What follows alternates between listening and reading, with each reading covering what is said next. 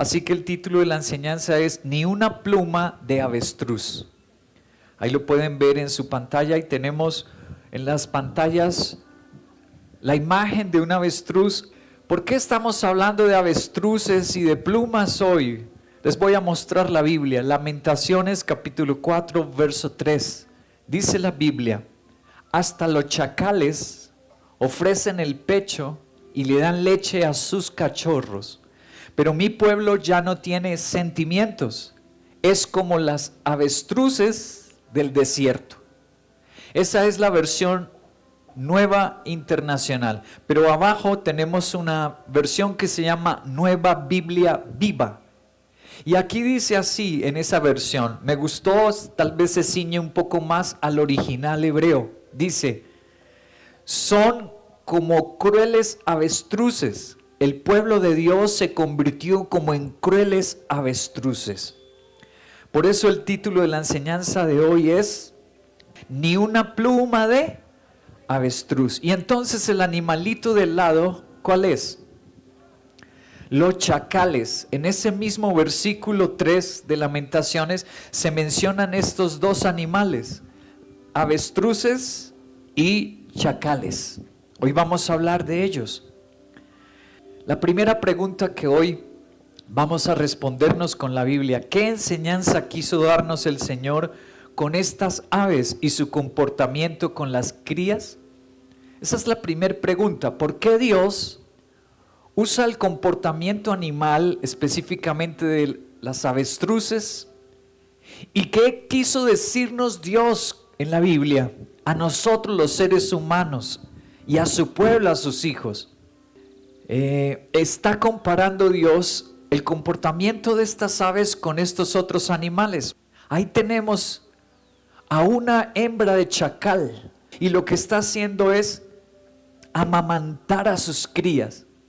Dios pone esta comparación, mientras que los avestruces en un momento de peligro se pueden comportar con crueldad.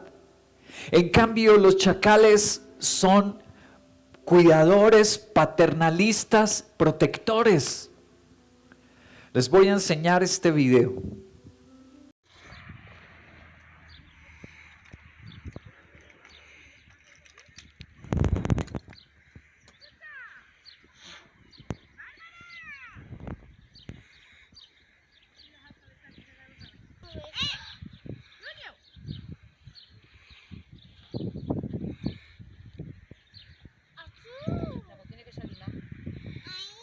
Junior. Muy bien, para quienes no habían visto las avestruces, pues las vieron ahí. ¿Y qué está haciendo esa mamá avestruz? Está maltratando y matando a su cría. Entonces, quiero mostrarles que la Biblia no dice mentiras y no se equivoca. En algunas situaciones como de riesgo o de adversidad, las avestruces tienen esta tendencia a abandonar las crías y ocuparse únicamente del bienestar de ellas. Les voy a mostrar esta noticia que pasó en la nación de Gales. La titularon así varios portales de Europa. Este dice: una cría abandonada de avestruz sobrevive gracias a un peluche. Dice la noticia: los dueños de la granja de Pembrokeshire en el Reino Unido, en Gales, donde reside la cría, asegura que son novatos con esa experiencia de las avestruces. Los trabajadores del centro decidieron adoptarle y proporcionarle un hogar. Buscaron un peluche para él adecuado a su tamaño de unas 10 pulgadas y que fuera semejante a su especie, y ha sorprendido a todo el mundo. El bebé ahora crece bien y es muy despierto y sobrevivirá. El contexto es este: allá en la nación de Gales una noche cayó tremenda lluvia y entonces, por causa de la lluvia, la mamá avestruz buscó refugio y abandonó las crías. Encontraron a esta toda mojada con hipotermia y la adoptaron unos granjeros. Ella necesitaba el calor de la madre, animarse con la madre, y ellos usaron esa figura, un peluche. Y la pequeña ave de avestruz se acercó al peluche y pensó que era su mamá y sobrevivió. Pero esto que les estoy mostrando, videos, noticias, es para decirles, la Biblia ni miente ni exagera. Ahora, ese ejemplo de la naturaleza, Dios lo extrapola a nosotros los humanos. Así que viene la siguiente pregunta. ¿Qué le sucede a los hijos de Dios cuando se comportan con la crueldad de una avestruz? Imagínate que nosotros los seres humanos, como dice Dios, a veces somos tan egoístas que no nos preocupa quién al lado esté sufriendo, quién a nuestro lado esté muriendo. Tú estás ahí sentado, o los que me están viendo a través del video, qué comodidad quizás. Tal vez gozoso y diciendo, gracias Señor porque me has perdonado mis pecados. Porque has tenido misericordia de mí y me has levantado. Tengo salud, tengo un estudio, tengo un trabajo. Pero ¿y qué de los que están a tu alrededor? ¿Cómo están ellos? Ay, no había pensado en eso. ¿Qué pasa si nos comportamos los hijos de Dios con esa crueldad? Siendo ya cristianos, conociendo a Dios. Mira lo que dice la Biblia acerca de la consecuencia de portarnos como avestruces. Lamentaciones, capítulo 4, pero ya no en el 3. Vamos al verso 6. Más grande que los pecados de Sodoma es la iniquidad de Jerusalén. Fue derribada en un instante y nadie le tendió la mano. ¿Tú fuiste avestruz? ¿Te portaste con egoísmo y con indiferencia? El día que seas derribado, ni una mano te va a ayudar. Un día tú y yo anhelaremos compasión, misericordia, y si no la dimos, Dios dice, nadie te la dará si tú no la diste. Que no haya sombra en nosotros de ese comportamiento, esa avestruz. La siguiente pregunta, ¿cuáles fueron los pecados de Sodoma y cuáles fueron las consecuencias? Dios dice que peor que Sodoma son los cristianos que se vuelven como avestruz. ¿Cuáles fueron los pecados de Sodoma y cuáles fueron las consecuencias? Tenemos que ir al Génesis. Acompáñame por favor al capítulo 19, versículo 4. Dice así. Antes de que los ángeles se acostaran a dormir, todos los hombres de Sodoma, viejos y jóvenes, rodearon la casa, llamaron a Lot y le dijeron, ¿dónde están los hombres que llegaron aquí esta noche? Hazlos salir para que podamos tener relaciones sexuales con ellos. Por eso a ese pecado se le llama sodomía, hombres con hombres o mujeres con mujeres. Y Dios dice que ese fue el pecado de esa ciudad. Ahora hay personas que piensan, ese pecado solo se cometió allá y solo Dios los castigó a ellos porque era algo no consentido. Yo he oído esas teorías. Así sea consentida la relación entre hombre o mujer y mujer, es pecado ante los ojos de Dios. Así sea consentida. Levítico 20, Romanos 1. Por lo tanto, Dios los entregó a pasiones vergonzosas. En efecto, las mujeres cambiaron relaciones naturales por las que van en contra de la naturaleza. Asimismo, los hombres dejaron las relaciones naturales con la mujer y se encendieron en pasiones lujuriosas los unos con los otros. Hombres con hombres cometieron actos indecentes y en sí mismos recibieron el castigo que merecía su perversión. Estamos leyendo Nuevo Testamento, la carta a los Romanos. Aquí ya no hay violencia, no hay violación. Aquí está hablando de relaciones consentidas y dice que son pecado y que traen castigo para la sociedad. Ahora leamos Levítico 20. Levítico capítulo 20 versículo 13 dice, si alguien se acuesta con otro hombre, como quien se acuesta con una mujer, cometen un acto abominable y los dos serán condenados a muerte, de la cual ellos mismos serán responsables. Pero Dios dice en Lamentaciones capítulo 4 que el comportamiento del avestruz, la crueldad de los seres humanos, es peor y más grande el pecado que la sodomía. ¡Wow! Peor que los pecados sexuales. ¡Wow! Ahora, ¿y cuál fue la consecuencia para Sodoma y Gomorra? Versículos 23 y 24 de Génesis 19 dice: luego el Señor hizo que desde el cielo lloviera fuego y azufre sobre Sodoma y Gomorra, y así destruyó esas ciudades, el valle, todos sus habitantes y todo lo que crecía en ese suelo. ¿Y hay evidencias de que existió Sodoma y Gomorra? Por años han hecho excavaciones en ese lugar que dice la Biblia, entre el Mar Negro y el Mar Caspio. Han existido excavaciones en esa llanura de Mesopotamia buscando ese lugar. Y te voy a mostrar a estos científicos maravillosos la excavación más reciente que se ha hecho en el año 2021. Miren por favor la publicación, esta revista se llama la revista Nature Scientific Reports del Reino Unido. Se tituló así el artículo científico: una explosión aérea del tamaño de Tunguska, que queda en Siberia, en Rusia, destruyó el Tal Haman, así se llamaba ese sitio, una ciudad de la edad del Bronce Medio en el Valle del Jordán, cerca del Mar Muerto. Al lado derecho leemos: es una evidencia de una destrucción súbita y masiva alrededor del año 1650 a.C., fecha compatible con la cronología bíblica sobre la destrucción de Sodoma y Gomorra.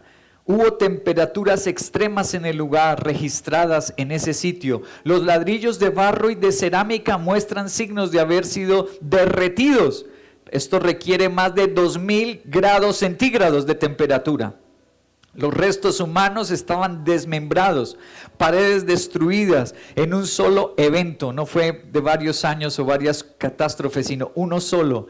Alto nivel de sal en el suelo, que podría vincularse con la mención bíblica de la salinización de la tierra, el azufre. Los investigadores proponen que se trató de un evento similar a una explosión aérea, como sucedió aérea, mira, no fue subterránea, no fue un volcán, como la Biblia dice, del cielo, en Tunguska, Siberia, posiblemente causada por un meteorito. Esto no te deja a ti asombrado, pero esto me inspira un respeto hacia la Biblia. El tema entonces que hoy estamos tratando es un tema serio, importante, que puede evitarnos una catástrofe a nivel familiar y como sociedad también. Una sociedad que se vuelve una rapiña de egoísmo, donde cada uno ve por lo suyo. ¿Cómo se vuelve ese país? Pero díganme, ¿cómo se vuelve esa universidad? ¿Cómo se vuelve la atmósfera de trabajo, el ambiente laboral de una empresa, donde cada uno es una rapiña solo por lo suyo? Y las demás polluelos que están a tu lado, no me importa. El compañero de trabajo que tiene depresión, no me importa. El que tiene adicciones a los videojuegos o la pornografía, no me importa. El que quedó sin trabajo y no tiene para pagar su renta, no tiene para comer, no me importa. ¿Qué pasa con esa sociedad? Por eso Dios lo pone en estos términos: es peor que Sodoma y Gomorra. En realidad, una sociedad así, una familia así, solo está condenada a la destrucción. Y no porque Dios venga con un juicio y un meteorito, nos vamos a autodestruir. Un hogar donde el hijo no ame a sus padres, no le importe sus padres. Un hogar donde los padres no le importen sus hijos, los sueños de los hijos, las frustraciones de los hijos. No se necesita un meteorito.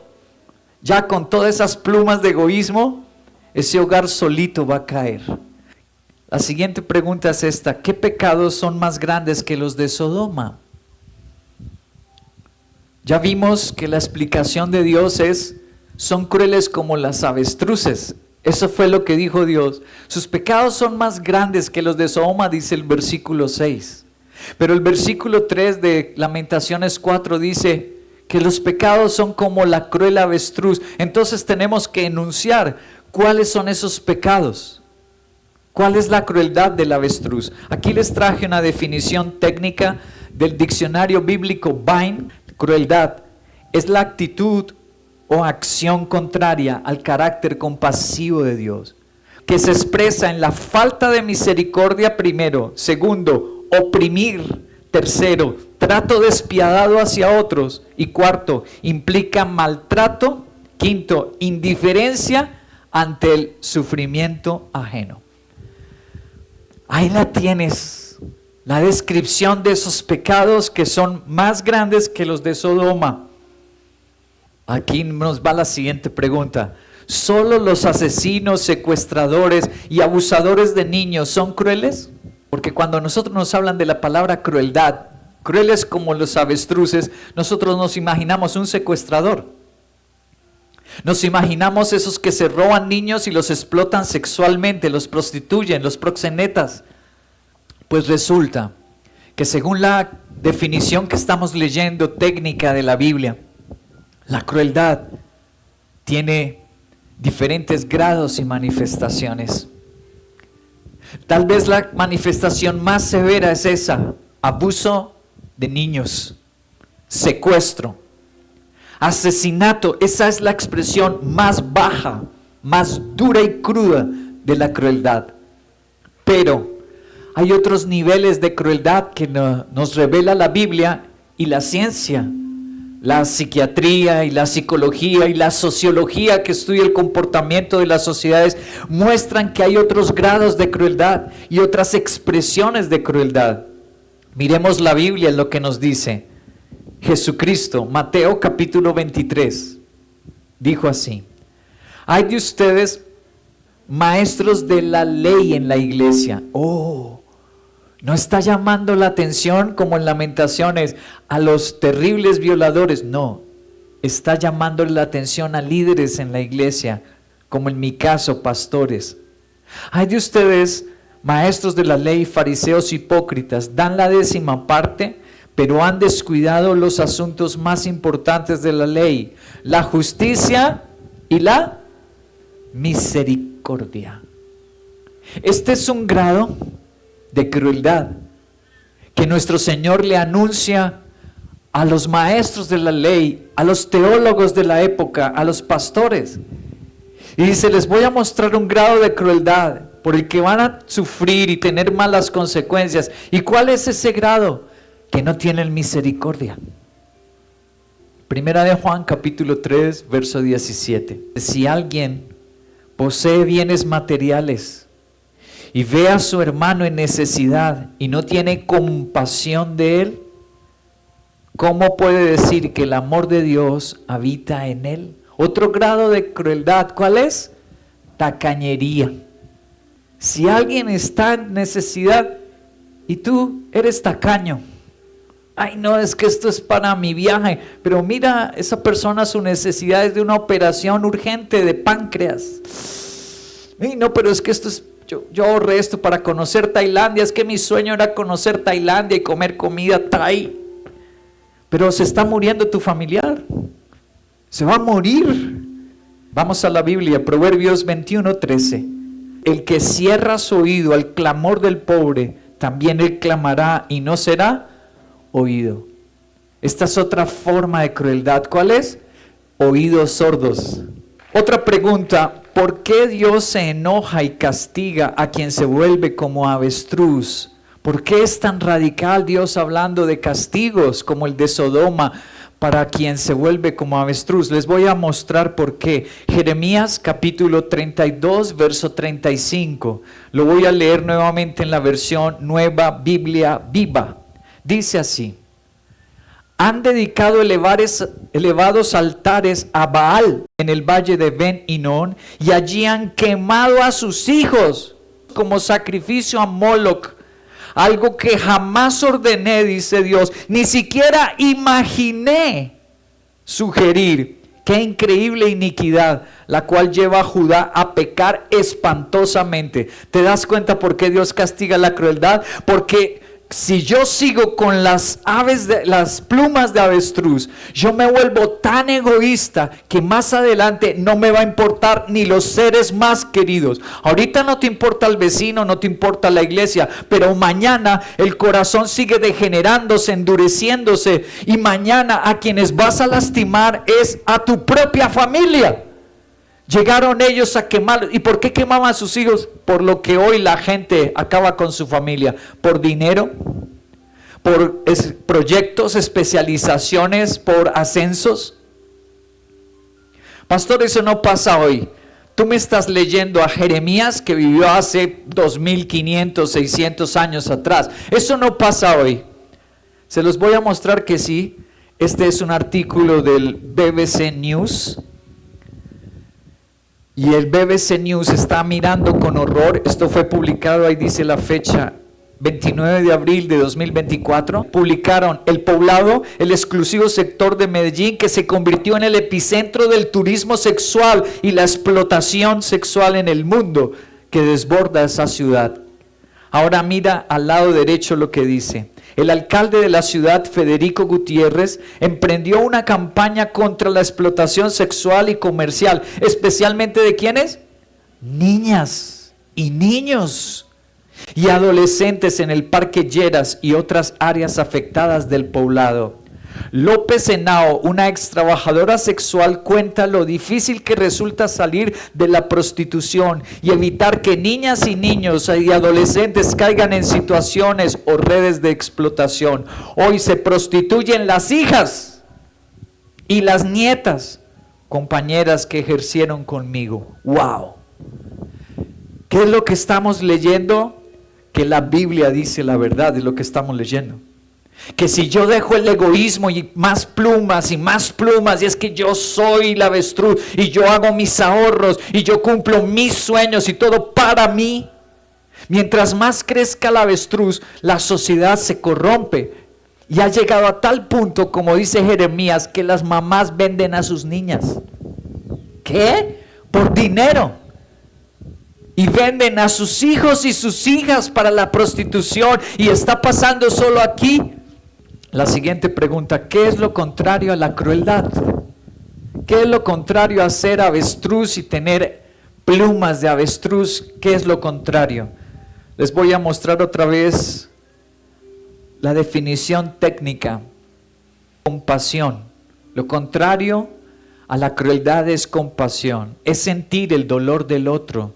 Es actuar para aliviárselo. Es un reflejo directo del carácter de Dios. La crueldad destruye, pero la compasión restaura ese matrimonio, restaura a sus hijos, restaura a sus padres. La crueldad endurece, pero la misericordia ablanda, da un abrazo, suaviza el hogar y la sociedad. Y la crueldad ignora, en cambio la compasión se acerca. La siguiente ya no es una pregunta, sino una afirmación. Solo Dios es compasión que destruye la crueldad. Romanos capítulo 5, verso 8 dice: pero Dios demuestra su amor. No solo lo siente y no solo lo predica, lo demuestra. Demuestra su amor por nosotros en esto, en que cuando todavía éramos pecadores, Cristo murió por nosotros. Este es el máximo acto de compasión de Dios y de amor. Dejó su trono, dejó su inmortalidad, renunció a eso y se volvió un hombre, pero estando en la condición de hombre se humilló, se volvió un siervo, obediente hasta la muerte de la cruz. Jesús dijo: Padre, yo me voy a identificar con la gente que más sufre, porque si muero así suave, el que más sufre siente que lo abandonamos, Padre. Siente que Dios no lo entiende, Padre. Pero si sufro el máximo a muerte, de la manera más cruel, el que está sufriendo en la tierra, niños que son abusados, secuestrados, cuando me escuchen mi palabra, ellos van a decir: yo sí tengo un Dios que me entiende. Yo sí tengo un Jesús que murió de la manera más terrible, y como el Padre lo levantó a Él, me levantará a mí. Gloria a Dios.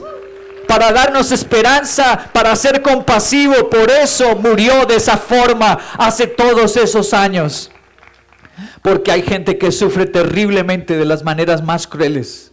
Entonces Él por esa razón se identificó con el sufrimiento más cruel de la humanidad para venir a aliviarnos, a salvarnos. Finalmente esta aseveración: y solo con Cristo nos convertimos en compasivos y en bendecidos. La compasión de Dios no se puede desarrollar si yo no tengo a Cristo viviendo en mí. No que lo acepté hace 10 años y ya no volví a adorarlo, no volví a la Biblia ni a servirlo. Estoy diciendo Cristo viviendo en ti. Solo con Cristo nos volvemos compasivos y somos bendecidos. Filipenses 2:1 dice: si tiene algún estímulo en su unión con Cristo, y lo pusimos en rojo, unión con Cristo, algún consuelo en su amor, algún compañerismo en el Espíritu, sean compasivos y humildes. ¿Cómo es que alguien se vuelve compasivo y humilde? Ahí no dice que Cristo sea un concepto intelectual, ni un rito de costumbres que has vivido en tu casa, sino dice unión, comunión, amor, relación con Él. Y cuanto más nos relacionamos y estamos con Él en adoración, porque cuanto más cerca estamos de Cristo, más relación y unión tenemos con Él, ¿cómo nos volvemos?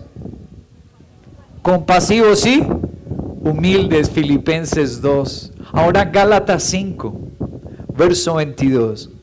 Dice: mas el fruto de su estudio, no dice así.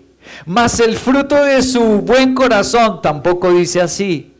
Dice que es el fruto de ¿quién?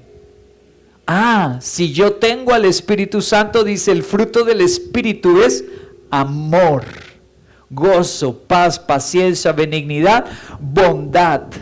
¿Cómo me vuelvo alguien bondadoso, amoroso y compasivo? Si el Espíritu de Cristo está en mí. Es fruto de Cristo en mí, no es fruto de mi conocimiento, mi esfuerzo, mi caridad, mi buena gente que soy. No, es si yo me uno a Jesús, entonces brotará el amor de Dios.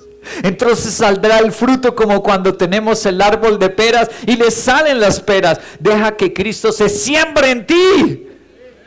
Porque Él dijo: el reino de los cielos es como el grano de mostaza. Primero es pequeñito, pero luego se vuelve un árbol y va a dar ese fruto. Vamos a ser seres humanos cada vez más humildes y compasivos. El último texto bíblico, Marcos capítulo 9, verso 41. Les aseguro que cualquiera que les dé un vaso de agua, brindarle algo a alguien, al necesitado, en mi nombre, por ser ustedes de Cristo, no perderá su recompensa. Vale la pena ser compasivo, porque además, si Dios castiga por ser avestruz, dice recompensa porque ya no seas avestruz. La cara de la moneda, una cara de la moneda es castigo, pero la otra cara es recompensa. ¿Cuál cara queremos vivir nosotros? Alza la mano y di: ni una pluma más. Dale una buena alabanza a Jesús. Gloria a Dios. Ayúdanos, Señor. Gloria a Dios. Esta mañana me sentía así, feliz cuando empezó la tierra a temblar y nosotros vivimos en el último piso. Pues entonces eso, estaba mareado, pero yo estaba de rodillas, estaba en mi oración por este mensaje. Y yo estaba feliz. Si ya Cristo viene, me voy con Él. Pero había gente que estaba preocupada y gritando y nerviosos. Queridos, sí vale la pena la compasión, el servicio a Dios, porque el Señor dijo: castigo si tienen plumas, pero recompensa si se desplumaron. Si ya son compasivos, si sirven y ayudan, les vendrá recompensa. Terminemos con esta gran historia. Esta mujer sirvió como médica misionera, atendiendo y formando a otros durante más de 20 años en África. Fue terriblemente maltratada y y padeció muchos sufrimientos por su empeño de obedecer al llamado del Señor. Helen Rosbier nació en el año 1925 en el condado de Hertfordshire, Inglaterra, mientras su padre era profesor de matemáticas en una escuela local. Mientras era una niña y participaba de la escuela dominical, una de sus maestras le contó en una ocasión sobre la India y sobre la profunda necesidad de misioneros en este país oriental. En ese momento, la pequeña Helen decidió que dedicaría su vida a las misiones. ¿Qué tal? Muéstrame la foto de ella, Helen Rosbier. Ahí tienes al lado izquierdo de tu pantalla uno de los libros, y esa foto es de ella, mira, es ella en realidad, siglo XX. Es muy impactante. Al lado derecho la tienes ya de mayor edad. Partió en el año 2016, se fue con Cristo. ¿Y por qué terminamos con esta historia de Helen Rosbier? Porque es increíble. Es el tema de hoy. Unos padres que le enseñaron a su hija a ir a la iglesia. Los padres de Helen Rosbier decidieron eso. Vamos a enseñarle a nuestra hija. Ahora, una niña que nace en el Reino Unido y sus padres tienen dinero, la mandaron a estudiar medicina, ella se gradúa de médica en una universidad privada. ¿Qué crees que piensan los del mundo? ¿Qué crees que piensan los del mundo? Mi carro, mi casa, mis viajes, mi pareja. ¿Y sabes? Ella nunca se casó. ¿Qué? Sintió tanta compasión por las personas cuando se enteró del tercer mundo, de los países subdesarrollados. ¿Que sabes para qué usa su profesión y su vida esta linda niña? Porque no observan una mujer que sea feíta, desarreglada, no. Brillante, inteligente, pero está llena de Dios. Y Dios la impulsa a la compasión. Y se va a vivir del Reino Unido, se va a vivir a la India. En la India abusan sexualmente de ella mientras estaba en un hospital. Una noche entran unos bandidos, arrasan con todo y como la vieron linda, ya la habían visto, la gringa, la inglesa, la abusaron. Ella devuelve a su país, ella está roto su corazón y le dice: Dios, yo te estaba sirviendo, ¿por qué permitiste esto? Dice Helen Rosbier, ¿por qué si yo te estaba sirviendo? Y el Señor le dijo: tú de niña me dijiste que querías servirme entre los más necesitados. Eso lo viví yo. Es el precio que se paga cuando estás entre la gente más necesitada. Pero así como Dios lo hizo conmigo, el Padre, y no me dejó, así yo tampoco voy a dejarte. Ella lo comprendió, su corazón fue sanado, restaurado y se fue para el África. Wow. En el África murió, terminó su vida. Y construyó un hospital. Ella consiguió recursos del Reino Unido, ofrendas, donaciones, y se construyó un hospital. Miles de personas, a lo mejor ya millones, porque una persona decidió ser compasiva, superar las consecuencias de un mundo de pecado y caído. Y ahora estamos cosechando no un avestruz egoísta, muchas vidas a través de ese hospital. ¿Tienes la foto? Ahí la tenemos en el hospital. Esta es una foto real con una mujer ahí de África atendiendo a los africanos. Ahí está Helen Rosbier. Todo porque entró Cristo en su vida, todo porque se quitó las plumas. Sabes que tu familia será preciosa. Tal vez tú no vayas al África, a la India, pero sí puedes construir una familia llena de Dios y de bendiciones. Sí puedes construir una Colombia, un barrio, un conjunto lleno de Dios, porque tú abres una conexión con Dios. Quiero llamarles a quitarse las plumas del egoísmo, de la indiferencia, esos grados de crueldad. Y que hoy permitan que el Espíritu de Dios entre. Permitámoslo todo. Y nuestro Señor haga su obra magnífica, como creo que lo escucharemos el próximo domingo en el invitado que tenemos. Oiremos de cómo entró Dios a su vida. Y por causa de Dios fue que no se quedó en los Estados Unidos, porque él era profesor en Washington, en una universidad. Doctorado en economía él. Dejó el dinero, los dólares, la posición, porque dijo: sentí un llamado de servir a Colombia. Sin importar lo difícil, lo adverso, lo grande, aún lo doloroso. Con Dios todo puede cambiar, Misión Veracruz. porque con Dios todo puede cambiar.